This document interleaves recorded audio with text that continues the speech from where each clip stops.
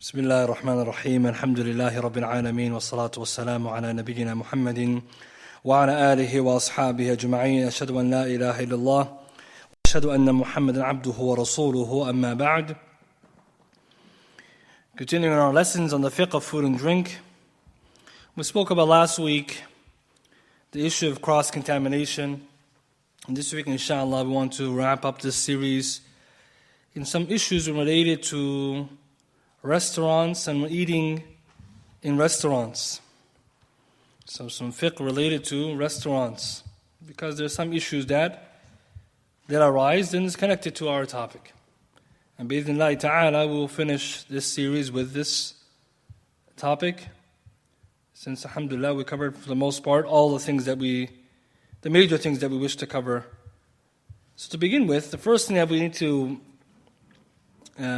discuss is what is the ruling on eating in public spaces like restaurants, because in the past the ulama they discussed this issue in the sense that restaurants didn't exist, but what existed was people eating in the streets or eating in the market.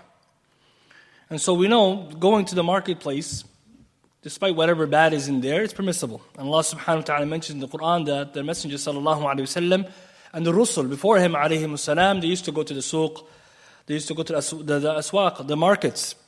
So from here, the scholars, some of them discussed eating in the market, and they held the view that it is from the things that take away from man's muru'ah, and which means his manliness or his good qualities. It's very important. This is what they held in the past. For example, Ibn Arabi al-Maliki, rahimahullah, in Ahkam al-Quran, he says, وَأَمَّا أَكْلُ الطَّعَامِ As for eating food, he says, فَالضَّرُورَةُ الْخَلْقِ لَا عَارَ وَلَا دَرْكِ فِيهِ وَأَمَّا الْأَسْوَاقِ فَسَمِعْتُ مَشَايِخ أَهْلِ الْعِلْمِ يَقُولُونَ لَا يَدْخُلُ إِلَّا سُوقِ الْكُتُبِ وَالسِّلَاحِ Until the end of his quote. So he says, in terms of eating in the food in general, then of course the necessity is there for a person to do so, the creation. But in terms of going to the market and eating, then a person, i.e. a value or a person of good character, wouldn't enter into the markets except for the marketplaces of books and weaponry. Yani men were not known to eat in the suq until the end of his quote. And there's like a real need. وَإِلَّا he says, لَأَنَّ ذَلِكَ إِسْقَاطٌ لِمُرُؤَةٍ So in their view, it was considered something which will lower the status of a person. However, the hal today is that it's not the open market anymore. The restaurants are becoming closures, where you go inside and you sit. Or you have within the market, like a shopping mall, places where you sit. Right? So in there, the situation is a little bit different. So the past idea of something being challenging or ruining someone's muru'ah, someone's manliness, is not always there. We know the principle of muru'ah, manliness, good qualities and culture of a man changes from place to time to time, and place to place. Then Imam al-Qurtubi rahimahullah comments after that, saying that in his time, things are a little bit different. And he specifically mentions that it's got worse because he lives in the generation after. Then going to the restaurants, for the most part, the ulama, our scholars, they don't prohibit it. They don't prohibit it. It's no prohibition in that, provided that nothing haram is taking place in it. That's the original ruling. Because the earlier view that eating in the market or eating public was considered not good qualities or good culture doesn't apply now because things have changed. And so with that being said, then, we move to the next discussion, which is, what about going to these restaurants and there is things that are haram? And the most specific of those things is the issue that we find of ikhtilat, free mixing within the market, within the restaurants. Ikhtilat al-mata'im, it's a big issue in lands that we live in where it's almost impossible to escape. And this is going to extend also to free mixing in the market, like in a mall or a grocery store or something like this. So our ulama, generally, contemporary scholars, when they discuss the issue, they always advise that the markets and the restaurants should be segregated. And it's very common in the Muslim countries, that segregation, men's section, or the singles, they say, and the family. And so this concept is what the ulama advise. Shaykh Uthaymeen, in his website, rahimahullah, he mentions, after this question was raised to him, that it's not necessary that men and women mix together, even relatives who are not immediate relatives, i.e. they're further distant relatives. In these places, rather, there should be a majlis khas, a specific place for the rijal, the men, ومجلس خاص لعوائل, for the families. And so the men on one side, women on the other side. He said this is better so there will be no fitna, no trial and tribulation. And so from here we see that that's the best way to deal with it. It should be segregated, especially if somebody is a Muslim who has a Muslim restaurant. You should make it provided segregation, especially for the families, because they don't want to be sitting in front of others. And those women who wear niqab, it's even more problematic. And this is one of the reasons the Shaykh said, how can they eat in front of others? And they have to, for example, in Saudi, they have to wear the niqab, or they wear the niqab. It's a problem. But with that being said, what about places like here where we don't find that, except for very few restaurants or like this? So some of the ulama in the past, the fuqaha in the past, some of them, they said that it's permissible for men and women to sit together, i.e. families or mahram, provided that they're not sitting with non-mahram people. I.e., for example, they gathered some place together and they're not sitting next to those who are non-mahram immediately, or there's fitna is not assumed or safe from fitna. Some of the Malikiyyah, they mention this. But truth be told, even then it's very hard to say that in today's time because fitna is everywhere.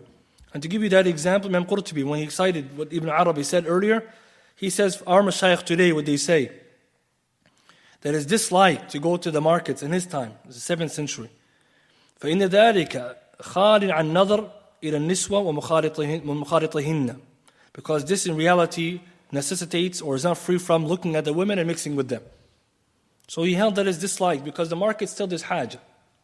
So some of our contemporary researchers, they said in the situation where someone has a choice, going to the markets or the restaurants where there's no free mixing is the best. But in the situation someone can't find, then they have to do their best. And it's connected to another issue we'll get to, which is the issue of alcohol. And that's what we know, that in situation we live here in the West, فَاتَّقُوا اللَّهَ مَا اسْتَطَعْتُمْ. And it doesn't mean that fear Allah as much as you can, you just go any place. It means you try to find the best situation possible, because to necessitate here that restaurants are haram because of that is equivalent to saying that markets are haram or malls are haram because of this, or anything else you can imagine where there's a hajj, especially if there's a need. We're not talking places where there's no need.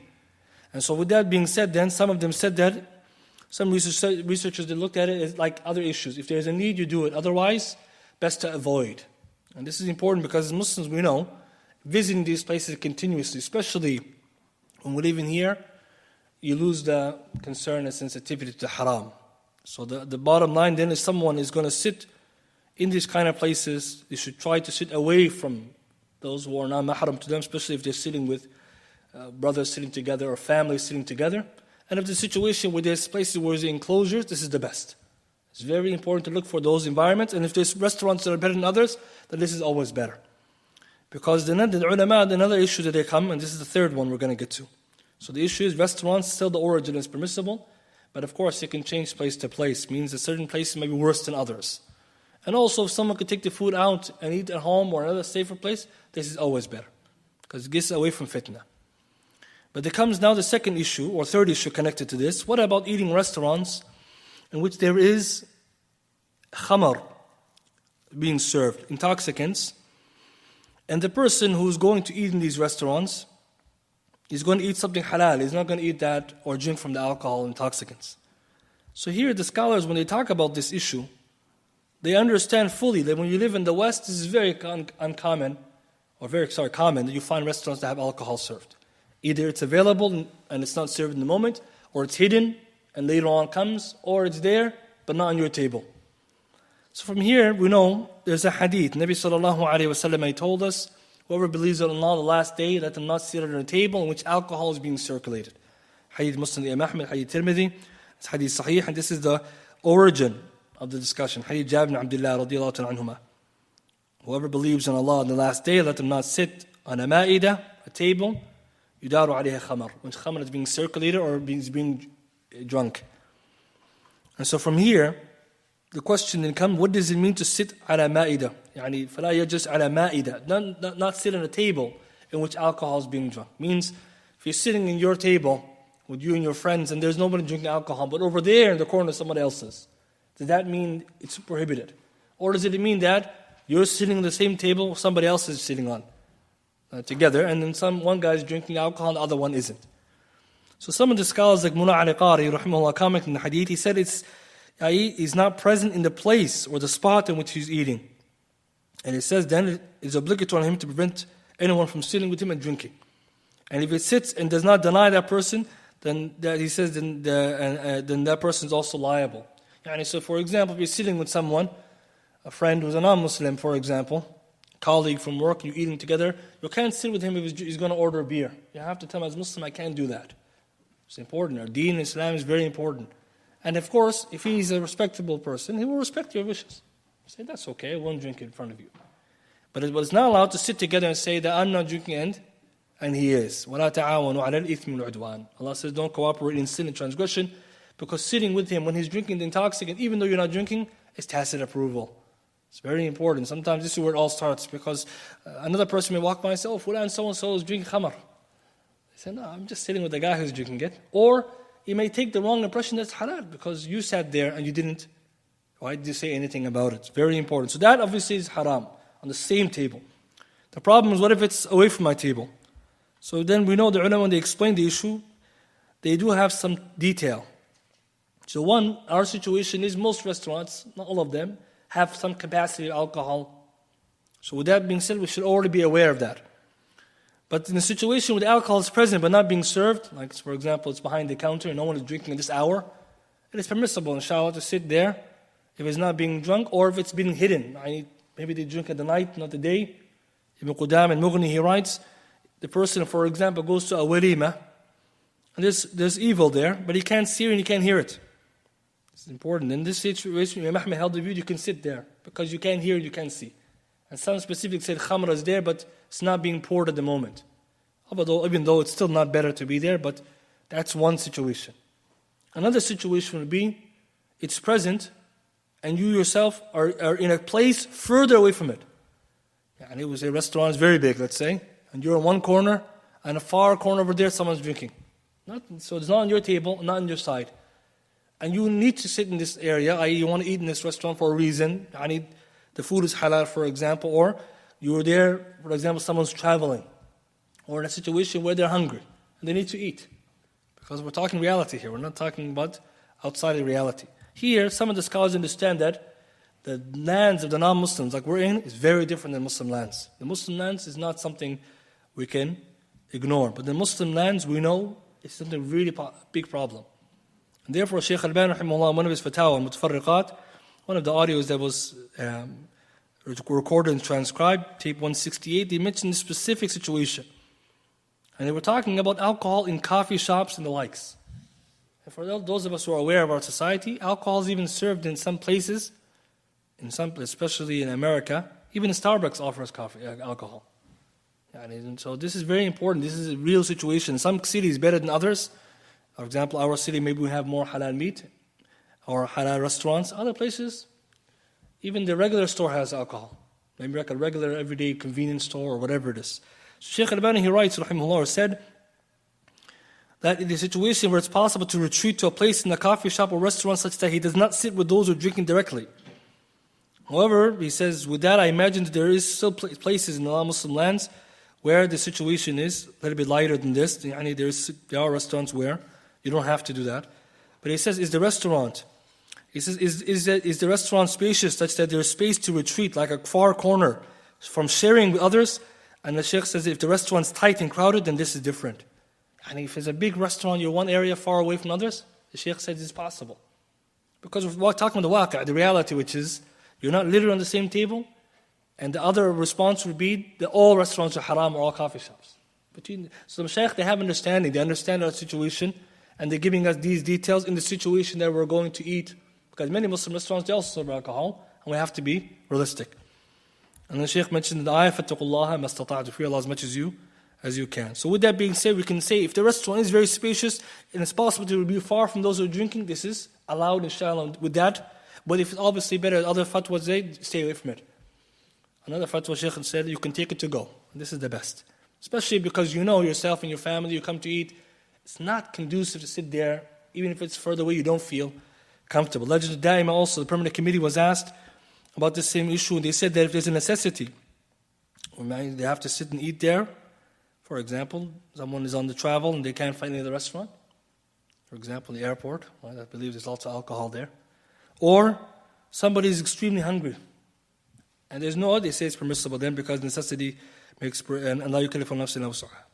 So with that we can see there are some conditions. So the summary of what we said was, if the alcohol is being drunk in there and there's no need for you to be there or sit there, take the food to go, provide the food is halal. But to sit there and make excuse while it's very close to you and you don't worry, this is the door to fitna. Because once you start there, next time maybe ikhtilat will be, people will sit in the same table as you, so it's okay. And it's slowly. So we say that if there's no need, better to avoid. But if so, if there's a necessity, it's permissible. If it's a spacious restaurant, there's an argument for that. And if someone doesn't have to be in that situation, get yourself out of it, it's best. Alhamdulillah, we have a lot, at least in this city, of alternatives. But in other places, the situation might not be the same. And also we said that if it's covered or hidden and not presently drunk, then there's also an argument for that. But of course, a person should also judge the situation and also keep in mind what's best and most pleasing to Allah. And that leads to another question, which is connected to this one, is that when you go to the restaurants like these, in which there is alcohol present, what about restaurants where they serve alcohol? In general, like a bar, but you're going there to eat in a bar. Because nowadays the bars, they have halal food, am I right? Yeah, right, they have halal food. Allah knows why, but they have halal food. So the question now is, can we eat in those places where they have the halal food in the bar? Shaykh Mu'taymin was asked this question, rahimahullah, where he says that there are some places literally called bars where the food and drink is offered there, khamar is there and other food. Can we eat in those places? In the Shaykh's fatwa, in all the, after he mentioned different components, right, whether it mean number one, the food is halal or not, another issue, the alcohol, finally he says not allowed to do that.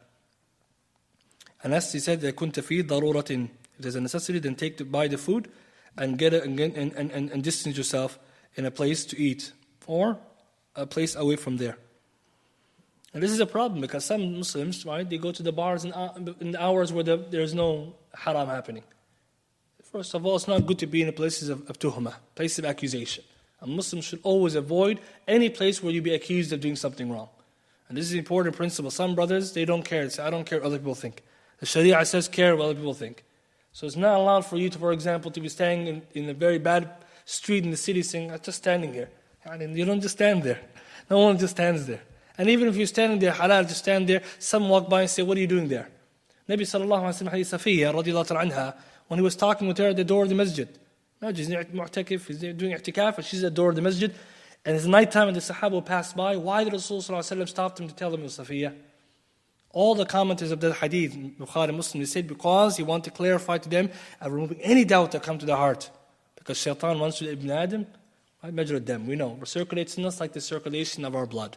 So imagine now you go to the bar just to get some halal food and someone sees you, mashallah, your brother in the masjid, you're going to get yourself out of that one. And really, many times we find people that license their behavior based on what they see of the practicing. It's always important to take a look at yourself at that situation. I want to add something to this. When it comes to the marketplace, Imam Qurtubi, he mentioned that some of the mashayikh, they didn't like that other ulama or mashayikh go there because people will see them, ahlul birr, being in there. It's very important. For example, one of the explanations, this part of the Tafsir al-Qurtubi, Shaykh Qaadir was asked by one of the students walking there with the mashrah. He said, no, you don't do that. That's not, many shaykhs walking with his bisht and mashrah in the suq. It's not, most time you won't find that situation. But imagine that you're walking, if you have a hajj, yes, but imagine you go into those places and some people will say, it's halal because I saw so-and-so who is more righteous than me doing that.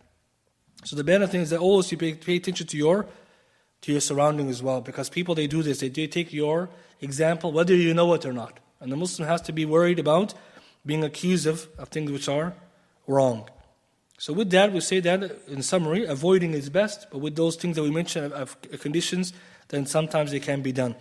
Another one connected to this, going to the restaurants in which there is music, or shopping centers or grocery store where the music is playing. And this is another situation that affects the Muslim, because everywhere we go, music is being played in this country or this city. So with this, the ulama, they mention the difference between listening to music and hearing. The difference between the two, listening and hearing. And what I meant by that is when you go to the grocery store even, to buy your stuff, there's a music playing. And you're just going to buy your groceries and leave. No one's going to say it's haram to go to the grocery store because of that. In the sense that it's not permissible for us to go and to listen to it, i.e. enjoying it. because you have a hajah. The same if you were going to eat in a place and a Muslim restaurant is playing music. What we should do? Advise them to lower it. This is the best. Give them nasiha, we shouldn't play this, and just lower it. But in the situation you're going to eat and if there's some background music or something, the difference between listening and hearing is the hadith of Abdullah ibn Umar radiallahu ta'ala anhuma fi Sunan Abi Dawud, Sahih. One day Rasul sallallahu alaihi wasallam was walking with Ibn Umar and someone was playing a flute far away. So Ibn Umar, first he was walking with Nafi', his student, and when he heard the flute he plugged his ears. And he walked, and when he told Nafi' after a while, is there any more music being played? He said no. He said, this is what Rasul sallallahu alaihi wasallam did one day when I was with him. There's a flute being played, Nabi sallallahu alaihi wasallam plugged his ears. And he walked, and then Ibn Umar was walking with him. In the situation, Ibn Umar plugged his ear, but Nafi' didn't. Why? Difference between one listening and one who's hearing. Right? So closing the ear, this is the best. If you use something, music or something bad, you don't want to listen. But how come Nafi' was listening? The ulama said because he's not listening, he's hearing. See the difference? He's just hearing. So if someone's walking by a place in the mall just to grab something and the music's playing, we don't mind it. Just do what you have to do, especially if you have to do that. You have to go in there and get it. But if you're there just sitting there enjoying it, then you're sinful. It's very important. This is the tafsir there. And of course, that doesn't now give us an excuse to go to the place where they're playing the loud music and just saying, I'm just hearing it.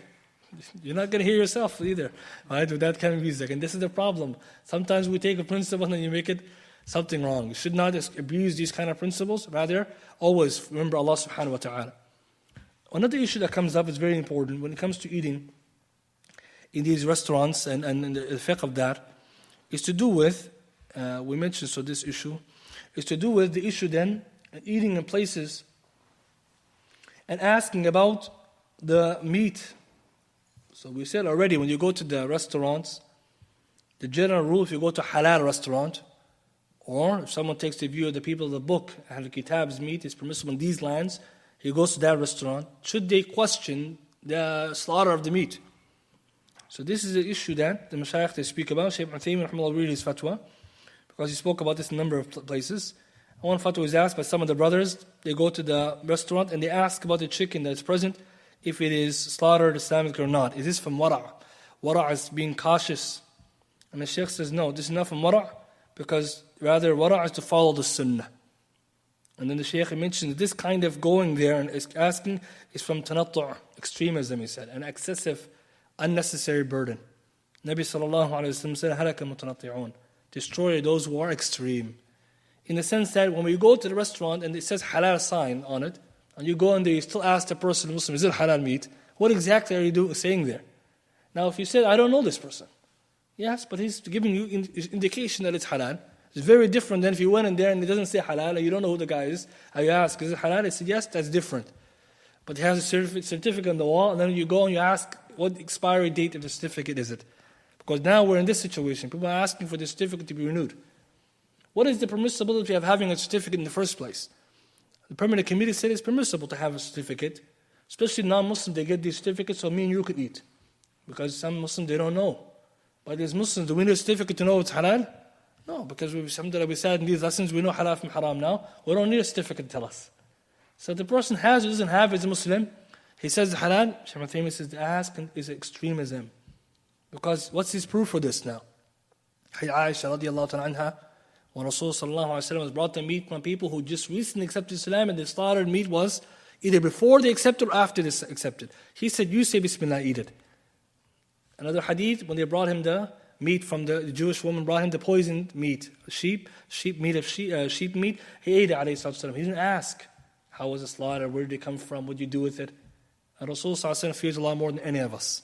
Shaykh Uthaymin's principle here is kind of strong. Other scholars, they hold the view that for surety, you should, because you're in the places where you don't know. So for example, the permanent committee, one of the fatwas, they were asked, if you go to these restaurants, should I ask what the oil is? Should I ask what's on this, etc.? They said yes, because they're coming from the angle that you're in a place of a lot of doubt, so you must be certain.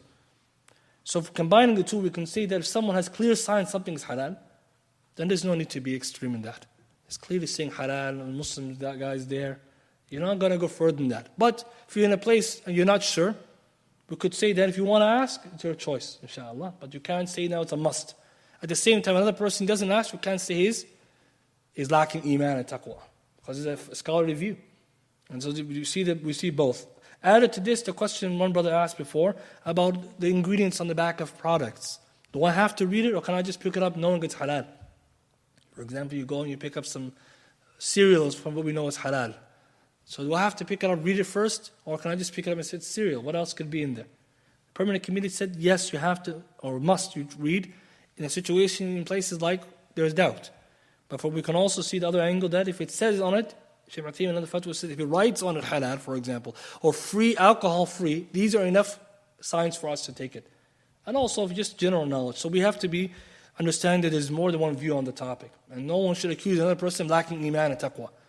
Right? Of course, checking always gives you surety, and tomorrow you won't get any surprises.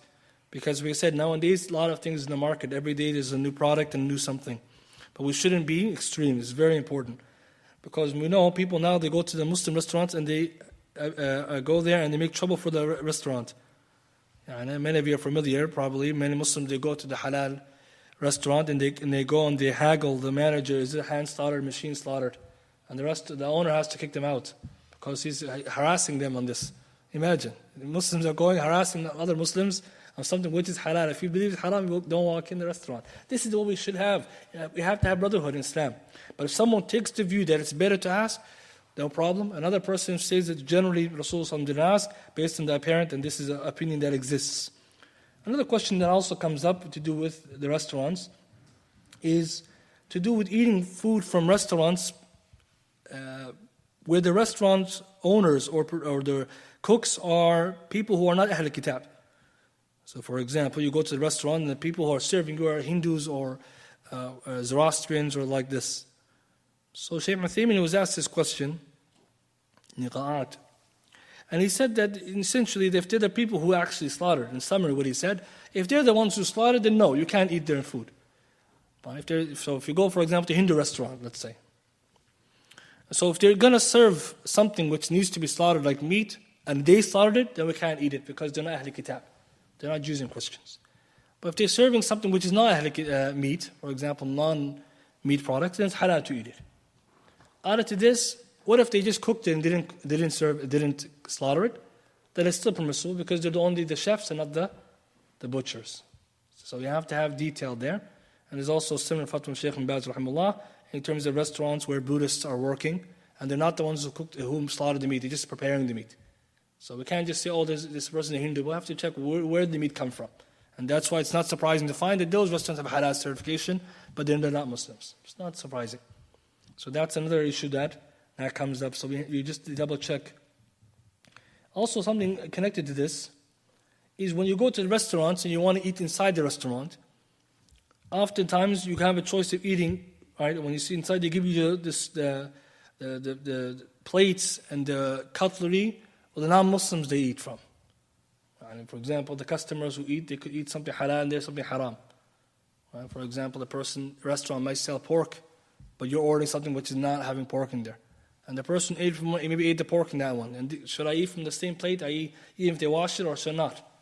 Because some people don't realize this. Nabi sallallahu alayhi wa sallam, Abu Tha'lab al-Khushani, radiyallahu ta'ala, he told the Rasul sallallahu alayhi wa sallam that lives in a land where lots of people of the book live. So he said, what should we eat from their vessels? And he said, don't eat from it, except if you don't find anything other than it. And if you don't find anything besides that, i.e. to use their dishes, فَغْسُلُوهَا, wash it, أَكُلُوا مِنْهَا, then eat from it. Which means that the Rasul told us the rule that if there's the dishes of the non-Muslims, in origin is not impure. It doesn't mean in origin. It means that if they're eating impurities on top of it. And this applies also to many youth who live in the dorms. Many foreign students, when they live in the dorms and they eat in the mess hall, or whatever they call the place where they eat together. The non-Muslims, they pick the plate, they eat something, somebody else washes, the plate comes again, you pick up something halal with it. So here the scholars say that the explanation in the hadith is that if they eat pork on it, which is najis, like we mentioned before, then they have to wash it before you eat it. If this plates are disposable, it saves you from all problem. Just take that, you don't even have to worry. But obviously this is not the case if you're eating it. So as long as they washed it, no problem. Imam Khattabi rahimahullah said, the idea is that if they often eat pork on it, then you have to wash it. That's what the Rasul is telling us. Other than that, there's no harm. And same with the cutlery. Some people, they just take it to go and then eat inside. because they don't want to eat, they don't want to go near that. And that's another thing, it's up to your own preference. Because you understand then that it's not originally impure, just that if there is impurity there, just ensure it's washed. But for the most part it's washed, so inshallah there is no harm in that. And this is important to understand that there is such a fiqh there like that. Right? And obviously this is in the situation when you inside those kind of restaurants. Another thing also that is there when it comes to the restaurant issues is to do with when you're eating in the restaurants and the restaurant produces or gives you the food and it's not good. Can you criticize the food that's there? Because now, we become Canadian and we're very used to that. We go to the restaurant, mashallah, we give the ratings, 5, 4, 3, whatever it is. So you go to the restaurant, you ate something, you give it bad, you say bad things about the food. Is this permissible in Islam or not? And this is a good question because as Muslims there is adab, even when it comes to the person who cooked. We know the hadith Rasul sallallahu alayhi wa sallam, hadith Abu Hurairah, في Sahih Bukhari, ما عاب Rasul sallallahu alayhi wa sallam قط. Nabi sallallahu alayhi wa sallam never criticized food at all. If he wanted to eat it, أكله وإلا تركه. If he wanted to eat it, he eat it. Otherwise, he'll leave it. This is makarim al-akhlaq. Nabi sallallahu alayhi wa sallam, this is his akhlaq. And Akh Majidi was telling us about the manners and etiquette. This is from the best. This is etiquette of Rasul sallallahu alayhi wa sallam. Even if you go to somebody's house or you eat someone, if you don't want it, don't eat it. And why did Rasul sallallahu alayhi wa sallam never eat something he didn't like? Ibn Qayyim says and others, because Ibn Hubayra, Ibn Qayyim and others, they say because eating food you like is more healthy for you. And eating food you don't like is bad for your health. Right, some of you think, I wish I knew that when I was younger. But the point is, it's not good for you. If you eat something you don't like. Especially, even though it's healthy for you, it's better to, of course, if it's healthy, you should eat it. But if you don't like it, and you don't have to eat it, it's not good, they say, for you. The idea here is Nabi Sallallahu Alaihi Wasallam, that was his etiquette. Now, you go to the restaurant, the chef produced the food today bad. You're paying for it. Can I say something bad about the food? So here, some of the scholars are saying, based on the sharh, it's not allowed. Why? Because ma'ab Rasul sallallahu alaihi wasallam, he never criticized it. Imam Nawawi says in commentary, what is criticizing? It's salty, it's burnt. This is what they mean. Not what some stuff we might say. This is what they mean. You're criticizing the food, the masnu', the actual ta'am, not allowed. So the first thing is that the hadith means criticizing the food. But Shaykh Ibn Uthaymin rahimahullah says, what about criticizing the sana', the chef? Not the food. Or how about the sana', the way he did it? Shaykh Ibn Uthaymin says, then that's okay, he says. Shaykh says, Sharh Sahih Bukhari, Sharh Bulugh Maram, he says, if you're criticizing the chef and the way he did it, that's okay. Because it's going to help him for the future. For example, he said at home, someone's wife didn't cook something good, you can say today's food was a bit salty. So next time she doesn't make it that salty. Not the food, the way it's done. And that's actually, mashallah, a good opinion. That's a very good opinion. Because it's not applying the hadith directly. It's not contradicting with the hadith. But obviously, you should also be tactful and understand that if you're going to say something good, even hurt the feelings of the chef. You're supposed to give compliments to the chef, not the criticism. And that's why the ulama say, what's the wisdom behind this? It's very important. Wallahi, Islam, Deen of Islam, it teaches all the best manners. What's the wisdom behind not doing this? Hafiz ibn Hajar says, Fath al-Bari, so you don't break the heart of the one who made it. SubhanAllah. Sometimes you think about Islam, where it teaches us and where we are. Even the person who cooked it, when he hears bad reviews, it affects them.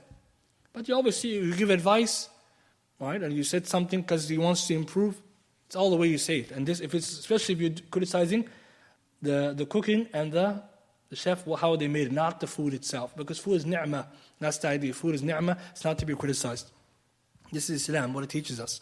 Added to this, the ulama also mentioned that even though the Rasul never used to do that, if he didn't like it, he didn't eat it. And that also shows you his high qualities. Hadith Khalid bin Walid radiallahu ta'ala anhu, when they were eating the dab, the sand lizard in front of him, alayhi salatu, he didn't want to eat it because not from his culture. He respected they were eating it. But he didn't eat it and he didn't make it prohibited. That's the etiquette as well. He didn't prohibit for them that which he didn't like. Because it's still halal. And this is the etiquette that he showed us. And that's why we should always remember, even if you're a paying customer, be respectful. Rahimullahu rajulan, may Allah have mercy upon a man, samhan idha ba'a wa ishtara. Right? The hadith tells him, may Allah have mercy upon a man who is lenient when he buys and sells. And even if you're going to complain that you want a refund, how are you going to do it? That's the thing, the difference between the person. Because if he burnt your food, you have a right. Because you're paying, and I believe Abu Fajr in his class in Biyu'ah, and we'll study this, you're paying for the food to be produced. So you pay it before and it comes in according to what you had ordered, in the way it's supposed to come. If it didn't come now, it's not the payment, I didn't pay for that. So that's why you can't get the money back, it's understandable. But how are you going to get it back is the question the Muslims should think. And nowadays, maybe we learn to bang the table and call the chef out of the kitchen and yell at him. But where is this from Islam? Even if you have a haqq, is this how you get it? And understand that you're going to get your haqq, but then people will see you around and say, this is how the Muslims are. Right? When they don't get what they want. But when we don't give the haqq, when someone bangs the table on us, it's a bit different. And we have to learn this etiquette now because as Muslims, we have to treat one another differently than we treat others. Even Muslims, we treat everyone nice, but Muslims more so. And one of the calamities maybe in the Muslim community we need to work on, we may treat the Muslims worse than non-Muslims. And that's one of the worst characteristics. But Muslims should have rahmah for the believer more so than the non-believer. Urhama'u baynahum. Sahaba were merciful amongst each other. So if you go to a Muslim restaurant, it was late, have rahmah, be easy going. It's better for you. Allah subhanahu wa ta'ala, messenger, make dua for such a person. Amongst other things that also are there that is important to understand is that a Muslim, when they're going out to eat in these restaurants, they should also be mindful of israf. And we'll finish with this point, israf. Israf is very important that we don't do it. Extravagance. And there's tabdhir and there's israf. The ulama, some of them differentiate between israf and tabdhir. One is wastefulness, the other one is extravagance. So we know we're not supposed to be extravagant. So for example, if you go to eat, Nabi Sallallahu Alaihi Wasallam told us our principle, eat whatever you wish, wear whatever you wish. This is important. And drink whatever you wish, as long as two things are not there. Israf and wala makhila. No arrogance and no extravagance. Hadith Ibn Abbas, hadith sahih. And what it tells us that these things are not allowed to be there. So even if you go to eat, you don't just order everything because you can pay for it. It's israf. And some people say, I can afford it. You got to eat it then. Because you're just going to throw it all out. And some people have that problem because they have, mashallah, they have it just to want to try everything. You have to eat it. Or you order a lot of things, and israf, they say, is when you go above the need when there's a need. Some of the ulama say israf means you go za'id, increase over the haja, when there's a haja. Or tabdiri, there's no haja and you did ziyada. That's tabdiri, just wasting. So for example, you go eat, the brother says, it's 4 people, you order 7 things. You don't need all that. And why do you order? Because you can, and then it all goes in the garbage. Same in the walima and the wara'im, the wedding. And you don't have to slaughter the whole farm. And this is the problem. Sometimes israf becomes more and more habitual. Generosity is one thing, but we have to be careful because it's going to waste. And that's why our last point we mentioned, even when there's too much, keep it and give it to the poor and needy. Or give it to the animals. This is a very good thing. You finish, can't finish, take it to go, give it to those who have. It's very important because the Muslims should always think, Allah subhanahu wa ta'ala asked me, about this ni'mah. It shouldn't be mahaba order. I always leave behind things. I take it and I give to the poor and the needy, or I give it to the hayawanat at least. May Allah subhanahu wa ta'ala allow us to be mindful. Inshallah, we end with this much in this series about food and drink. There's a lot of things that we covered, and obviously more things that could be covered, but I believe inshallah that for the most part the intent has been covered. And inshallah next week we'll begin a new subject matter, bi-idhnillahi ta'ala. If anyone has any questions or comments or anything, inshallah we'll take from it, bi-idhnillahi ta'ala. Yes. Wa alaikum salam.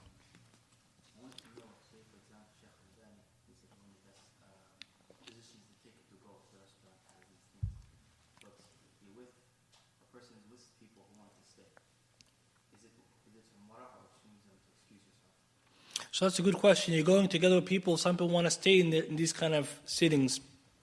A place where it serves alcohol, for example, and there's a space, or like we mentioned some of the ulama, what they mentioned of conditions, and you wanted to go. You should talk about it beforehand and try to encourage them to do that, which is safer. Tell them, guys, in there, it's not a good look for us. We shouldn't go, and people might see us. Or we could take it, we'll go to the park, or we'll go to somebody's house. You make a solution.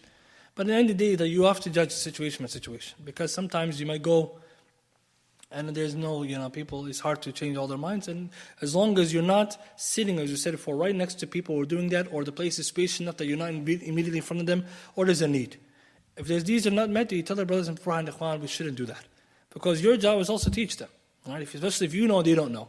Right? So always the best thing when you're planning, put that input in there and don't be shy, because the people, they usually want good for each other, and inshallah you get hasanat for teaching them that, about that which is better and that's safer. Allahu a'lam. Yes. I have a question about cross-contamination. If you're,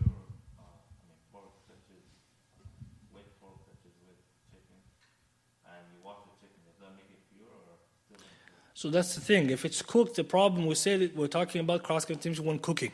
So now it's all there, obviously it's mixed together, so avoiding it. But you're right, if you have something in films and you wash it, it becomes pure now. But obviously that wouldn't, if it's cooked, you're going to wash the food and ruin it, right? So before, yes, you're right. So just like if the food, halal food fell into some najis on the floor, you pick it up, and the ulama said, proof, for example, you have a pot of fat. And this is a very good example. The scholars mentioned, and the hadith mentions, for example, a mouse falls in there.